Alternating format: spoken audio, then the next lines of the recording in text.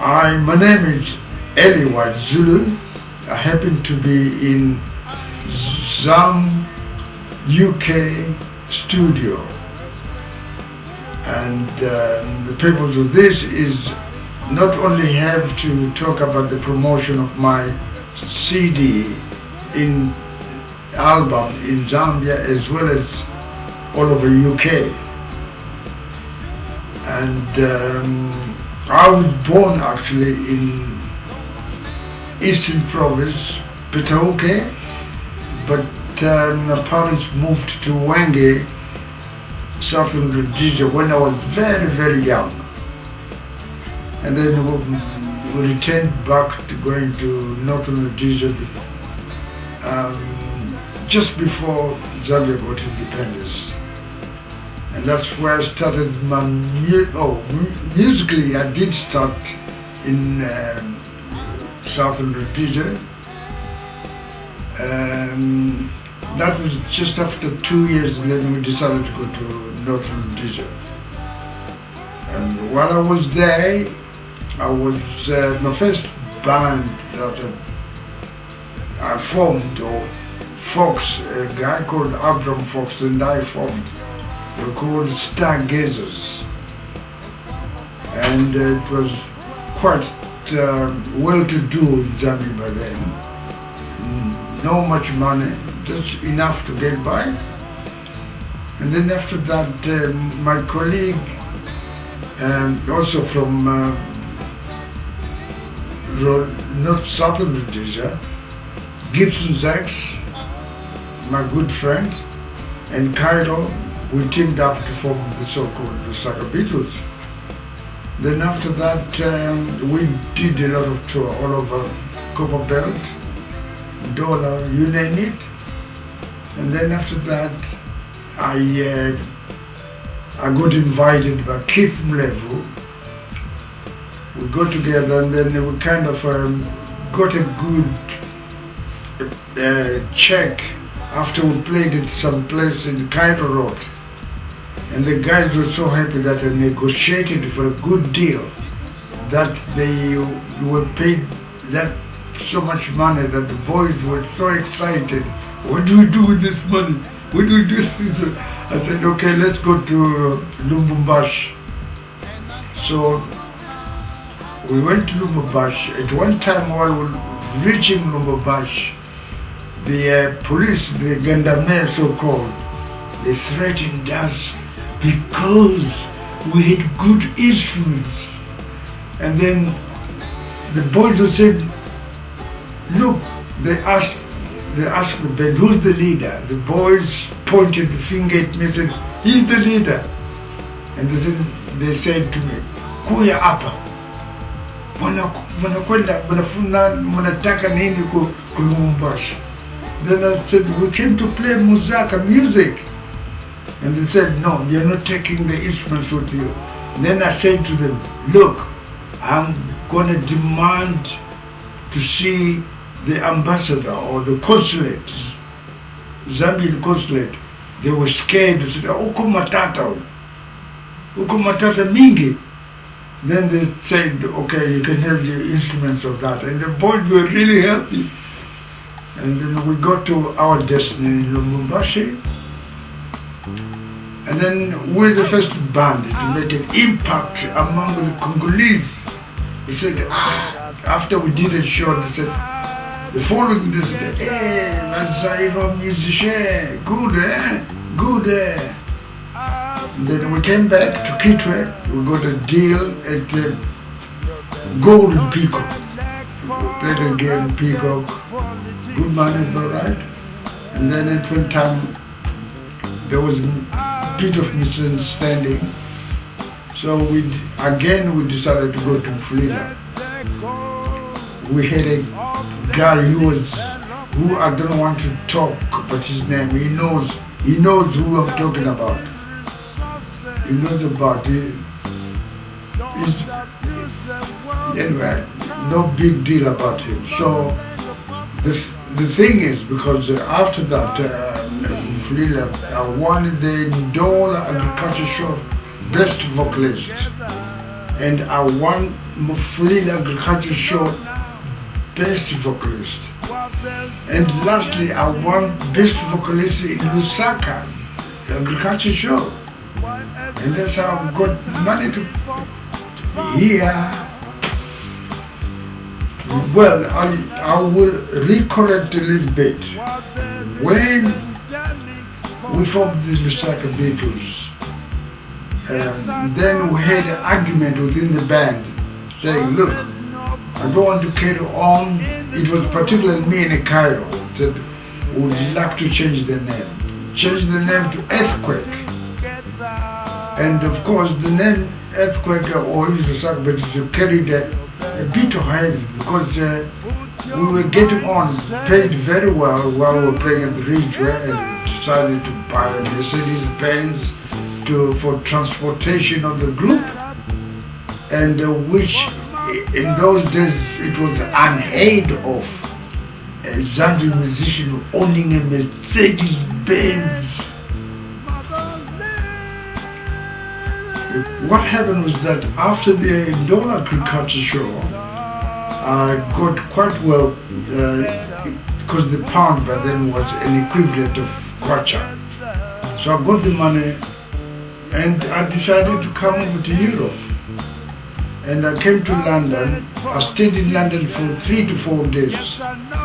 Then because a musician who used to play with us back in London phoned me and said, why don't you come to Netherlands? I said, oh well, I'm coming. So I went there and stayed at his place for 2 months, and that was it. I came back again to London.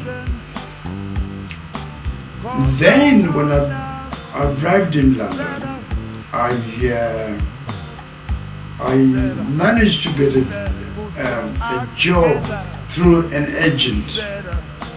My first job, I was doing at Elscott, doing a junior clerk, but it was during the motor exhibition show, and after 6 months I quit because the show was well and over. And after that I got a job in Harrods, the most posh shop in London, Harrods, where you get who's who shopping there. And I was given a job in the wine department. And suddenly the news was spreading about that this guy seems to know wine quicker than most of the other guys. So how come? He said, the guy started saying, because he's got a big nose. And then the assistant manager liked that. He said, look, I hear a lot that you're good in tasting and smelling wine, sniffing rather, fragrance. The fragrance, you can tell. You can make comparison of wines very good. So would you like to do a course in wine? I said, who is paying? They said, okay, the shop will pay, which was the money I couldn't pay myself, I couldn't afford. So I said, why not? I jumped to the offer, and I got myself a diploma in wine tasting. And then after some time, some years, I was told, I waited for the promotion, which didn't happen. And then I quit. I went to work for Gin Junction. I was selling gins. It was good so far. And this is where I met Ricky. I was coming out of the shop, and Ricky was passing by in Oxford Street. And suddenly I saw, Ricky. Voila. And then after the Gin Junction, I decided to get a guitar and learn how to play guitar, because I thought this is the opportunity for me to learn how to play guitar. And I grabbed it, I started basking heavily.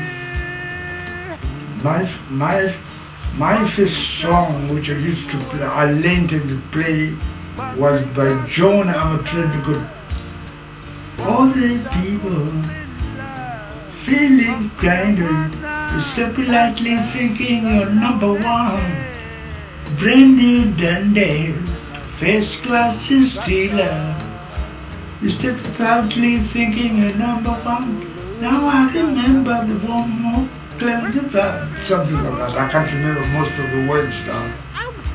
And at later time, Channel 4 was just reopening as a new TV channel.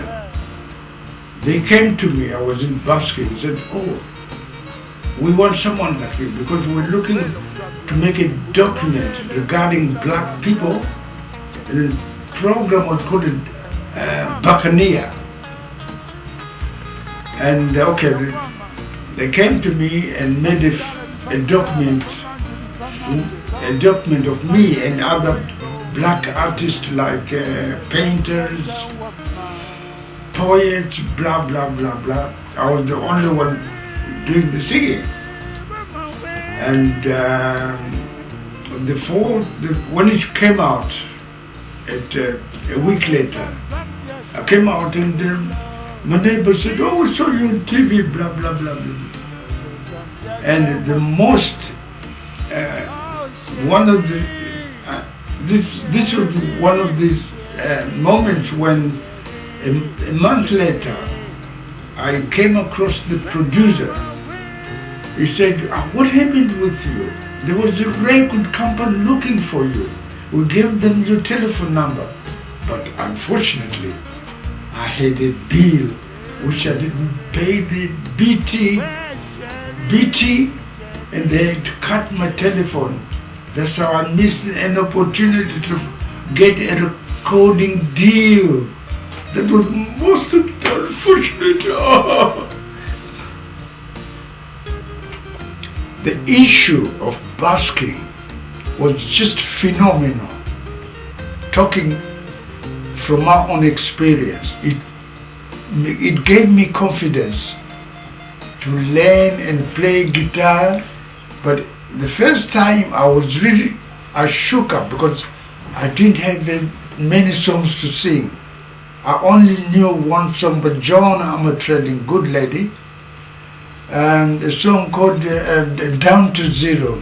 It goes, all the feeling when you're reeling, you step in lightly thinking you're number one. Down to zero, they were living for another one. Anyway, that was the song. And also the part of playing in the underground, it gave me a perception of how to play guitar in my own original way, that when people started hearing me, some of them thought that this American guy is playing good blues guitar. But I knew underneath that I'm not an American, I'm a Zambian. And the producer of Channel 4 TV, which was just opened up a few months later, came to me and said, we would like to feature you in a document called Buccaneer. Then I said, why not? Are you going to pay me? They said, oh, don't worry, we'll pay you. Okay, they featured me in this film called Buccaneer, and 2 weeks later, it came out, and my neighbors were congratulating me. They always saw you on TV, now you're famous. And, after the unfortunate period, up and down I had of not getting the record deal, I think that's when I decided to go into wine business again. I was working for Victoria once, and then I got telegrams informing me that my mom was in hospital, and then I had to decide to go back to Zambia. I went to Zambia, but it was good for her to see my mom passing away in my presence. Otherwise, it would put too much pressure on me. So when I came back, I decided I want to go for further education. So I was lucky. I was given a bursary in Oxford at a college called Ruskin College. Ruskin College and Plato College, two colleges in Oxford offered me a place. One was the religious one, Plato College. So my girlfriend just chose on my behalf that I should go to Ruskin because Ruskin was too radical, not too conservative as other colleges.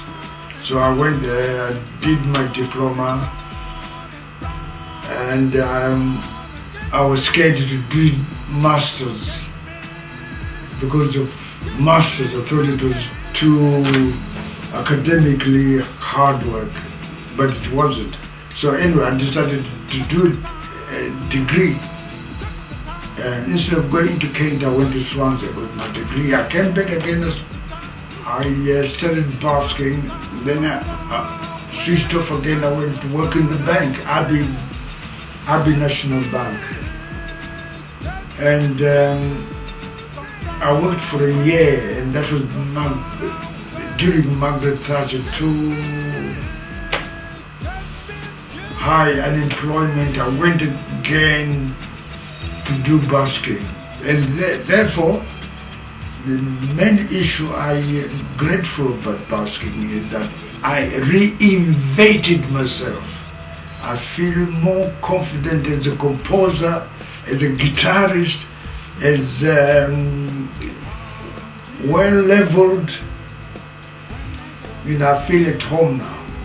So I'm hoping to come back to Zambia. I've been to Zambia just about recently, and I found the country is changing far much for the better than it used to be.